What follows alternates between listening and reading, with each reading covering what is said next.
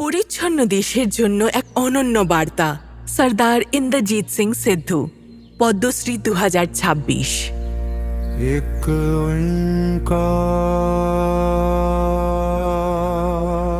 सतनाम। প্রায় ৫-৬ শতাব্দী আগে পরিবেশকে পরিচ্ছন্ন রাখার প্রয়োজনীয়তার উপর জোর দিয়ে গুরু নানকজি বলেছিলেন, হাওয়া বাতাস আমাদের গুরুর সমতুল্য, জল আমাদের বাবার মতো, আর পৃথিবী আমাদের মা।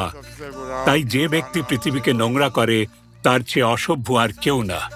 আবর্জনা ফেলা লজ্জার বিষয়, পরিচ্ছন্নতা বজায় রাখা গর্বের কাজ। আশ্চর্যের বিষয়, মানুষ পরিচ্ছন্নতা বজায় রাখতে বা আবর্জনা না ফেলতে লজ্জা পায় না। ইনি হলেন পাঞ্জাব পুলিশের অবসরপ্রাপ্ত ডিআইজি ইন্দ্রজিৎ সিং সিদ্ধু।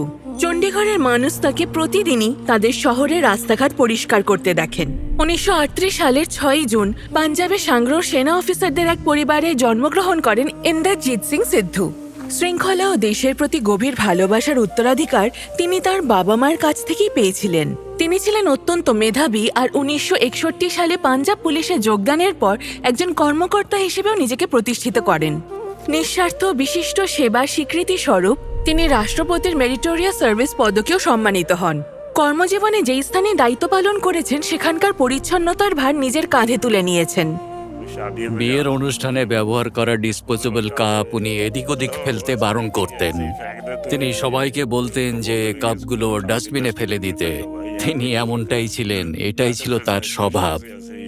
1996 সালে অবসর গ্রহণের পর ইন্দ্রজিৎ সিং সিদ্ধু চণ্ডীগড়ে বসবাস শুরু করেন। তিনি উপলব্ধি করেন, একসময় ভারতের সবচেয়ে সুনিয়োজিত শহর হিসেবে পরিচিত চণ্ডীগড় এখন দেশের শীর্ষ 10টি পরিচ্ছন্ন শহরের তালিকাতেও স্থান পাচ্ছে না। এতে তার মন ভেঙে গিয়েছিল, কারণ চণ্ডীগড় তার কাছে শুধু জন্মভূমি বা বাসস্থান নয়, সেটাই তার আপন ঘর। ইন্দ্রজিৎ সিং সিদ্ধু এক মুহূর্তও দ্বিধা না করে রাস্তায় যেখানে সেখানে পড়ে থাকা আবর্জনা নিজে হাতে তুলে পরিষ্কার করেন। সবকিছু শুরু হয়েছিল আমার সকালের হাঁটা দিয়ে, কিন্তু খুব শিগগিরই হাঁটার চেয়ে পথে পড়ে থাকা আবর্জনা কুড়িয়ে পরিষ্কার করাই বেশি গুরুত্বপূর্ণ হয়ে উঠল। একসময় পরিচ্ছন্নতার এই কাজই আমার মনকে পুরোপুরি আচ্ছন্ন করে ফেললো, আর আমি প্রায় ভুলেই গেলাম যে আমি আসলে হাঁটতে বেরিয়েছিলাম। একজন অবসরপ্রাপ্ত ডিআইজিকে খালি হাতে রাস্তাঘাট পরিষ্কার করতে দেখে অনেকেই অবাক হতো। কেউ তাকে নিয়ে উপহাস করত, আবার কেউ হতবাক হয়ে থাকতো। আমার বন্ধুরা বাড়িতে এসে বলে, আমরা হয়তো আগের মতোই এখানে সেখানে আবর্জনা ফেলে রাখতাম যদি না তোমার পাড়ায় থাকতাম, কিন্তু এখন সচেতন থাকি কারণ আমরা জানি যে তোমার বাবা দেখলে তিনি নিজেই এটা করবেন।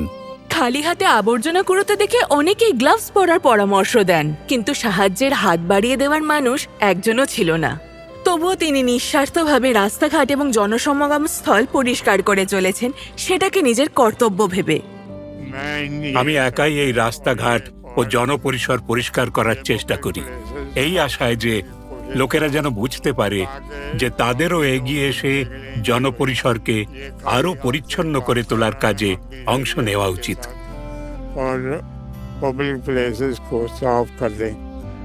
এনার পদ্মশ্রী পাওয়ার পর সেই মানুষগুলোর মনোভাব বদলে গেছে, যারা আগে এনার কাজে প্রশ্ন তুলত। আজ তারা এনাকে গভীর শ্রদ্ধার চোখে দেখে। এতে আমিও গর্বিত।